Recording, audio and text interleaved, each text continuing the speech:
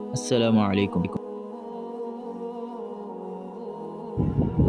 اللہ تبارک و تعالیٰ نے ہم پر اپنے نبی کریم صلی اللہ علیہ وسلم پر جو دین نازل کیا اس کی سب سے پہلی تعلیم کیا تھی؟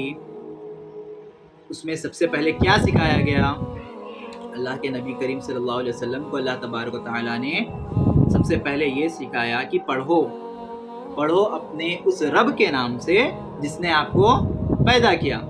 یعنی اسلام ایک ایسا مذہب ہے، ایک واحد ایسا مذہب ہے جس میں آپ کو شروعات ہی سے کیا تعلیم دی جا رہی ہے کہ پڑھنے پڑھانے کی تعلیم دی جا رہی ہے۔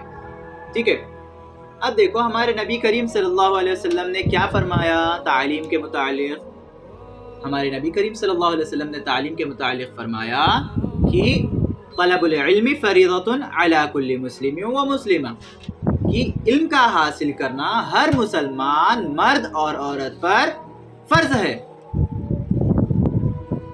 تو یہاں پر ہمیں ایک چیز سمجھ میں آ رہی ہے کہ جتنا مرد کے اوپر تعلیم حاصل کرنا ضروری ہے اتنا ہی عورت کے اوپر بھی ضروری ہے۔ نبی کریم صلی اللہ علیہ وسلم نے یہ ارشاد نہیں فرمایا کہ مرد کے اوپر جتنا ضروری ہے اس کا آدھا عورت کے لیے ضروری ہے، نہیں، بلکہ کیا فرمایا کہ جتنا مرد کو ضروری ہے اتنا ہی عورت کے لیے بھی ضروری ہے، مینڈیٹری ہے۔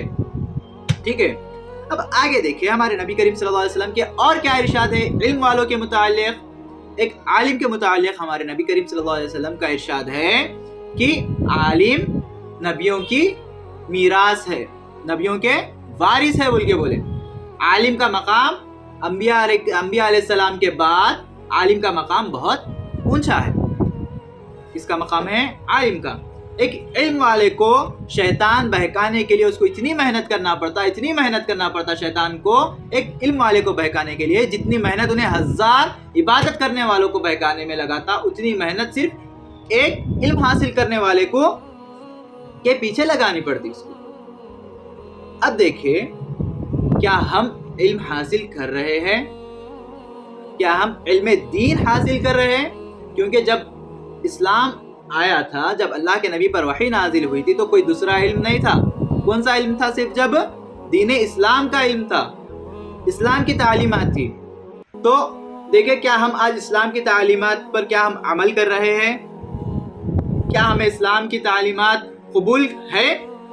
ہم بظاہر تو کہتے ہیں کہ ہم مسلمان ہیں، ہم عاشق رسول ہیں، ہم نبی کریم صلی اللہ علیہ وسلم سے محبت کرتے ہیں، لیکن جب ان کے تعلیمات کی بات آتی ہے تو ہم کہتے ہیں کہ بھائی یہ تعلیمات جو تھی اس وقت کے لیے تھی، وہ ٹائم پہ حالات الگ تھے، آج کے حالات الگ ہے، ہم کیسا کرنا، کچھ تو بھی گنجائش ہونا، اس میں کچھ نہ کچھ گنجائش چاہیے ہمیں، ہم ایسے باتیں کرتے ہیں۔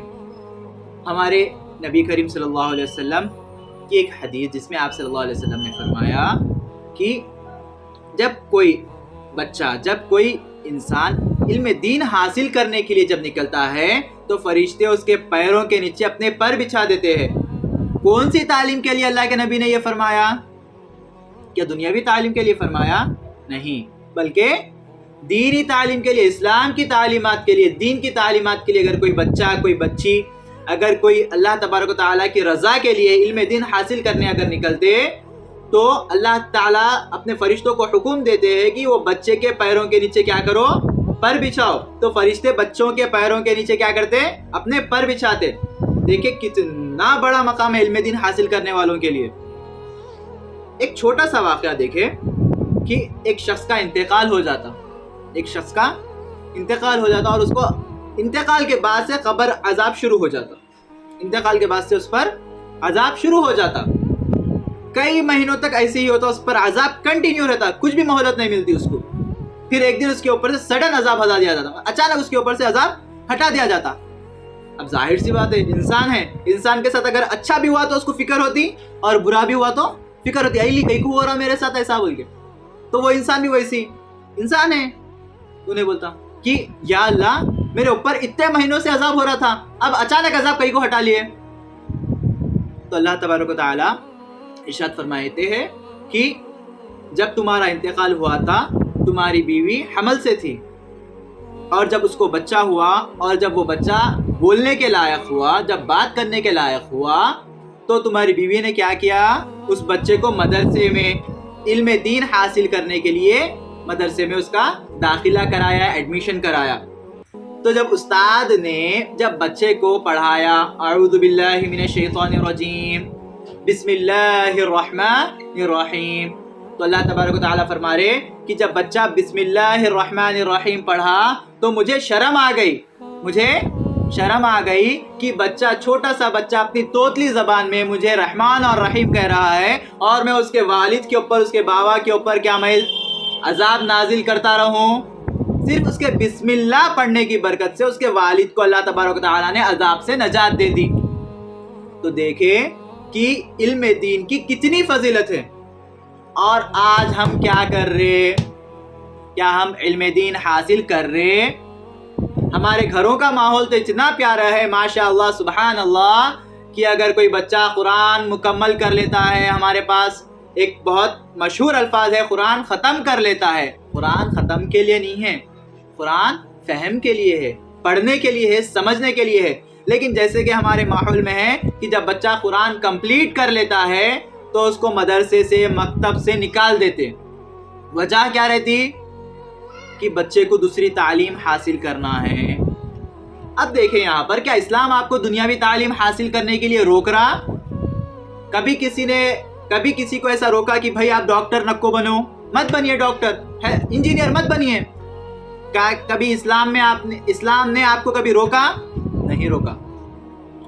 آپ اگر معلوم کریں گے، تحقیق کریں گے تو یہ چیز صرف مسلمان ہی نہیں، غیر مسلم ہی نہیں، بلکہ یوروپین کنٹریز میں اور امریکہ میں، یو ایس اے میں دوسری طرف بھی یہ چیز کتابوں میں لکھی ہوئی ہے کہ دنیا کی جو سب سے پہلی یونیورسٹی بنائے وہ کوئی غیر مسلم نہیں بلکہ مسلمان بنائے، بلکہ وہ کون بنائے؟ ایک خاتون بنائے۔ کون بنائے؟ ایک خاتون، ایک لیڈی بنائے۔ تو اس سے یہ چیز ہمیں معلوم ہو رہی کہ اسلام تعلیم حاصل کرنے سے نہیں روکتا، لیکن کیا اسلام آپ کو اس کی اجازت دے رہا ہے کہ آپ صرف قرآن کمپلیٹ کرو اس کے بعد پلٹ کے بھی نکو دیکھو؟ نہیں، بلکہ مسلمان کے لیے یہ ضروری ہے کہ وہ اتنا علم حاصل کرے، دین علم اتنا حاصل کرے کہ اس کو صحیح اور غلط میں فرق محسوس ہو، فرق معلوم ہو، حرام اور حلال کی تمیز معلوم ہو۔ اسلام ہر کسی کو یہ نہیں بول رہا کہ آپ عالم بنو، آپ حافظ بنو، بلکہ اسلام آپ کو تعلیم یہاں تک حاصل کرو کہہ رہا ہے کہ آپ کو حرام اور حلال میں تمیز معلوم ہو، گناہ کیا ہے، ثواب کا کام کیا ہے، اس میں آپ کو تمیز معلوم ہونا۔ اتنی تعلیم ہمیں حاصل کرنا چاہیے۔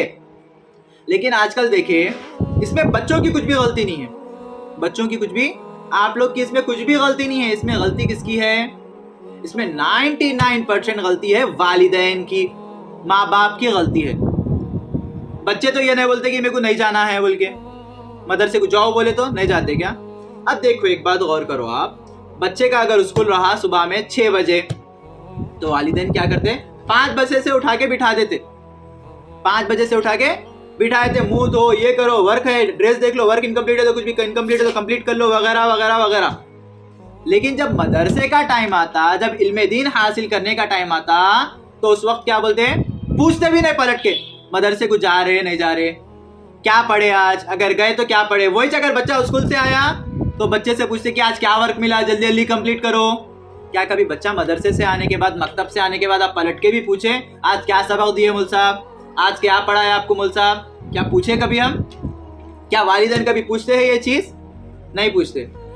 اور اسکول کو جب بات آتی ہے، دنیاوی تعلیم کی جب بات آتی ہے تو کیا کرتے ہیں؟ ایسا اسکول، ایسی مدرسہ، ایسی جگہ تلاش کرتے ہیں جہاں پر رولز رہنا، اسٹرکٹ رولز رہنا، اور جہاں پر تعلیم اچھی ہونا، جہاں پر فیس اچھی رہتی، ویسی جگہ پر ہمارے والدین کیا کرتے ہیں؟ ہمارے بچوں کا ایڈمیشن کراتے، داخلہ کراتے۔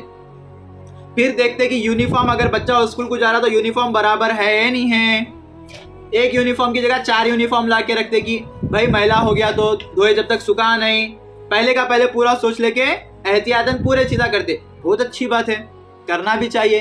بچوں کی فکر والدین نے تو کیا آپ لوگ خود کریں گے؟ نہیں۔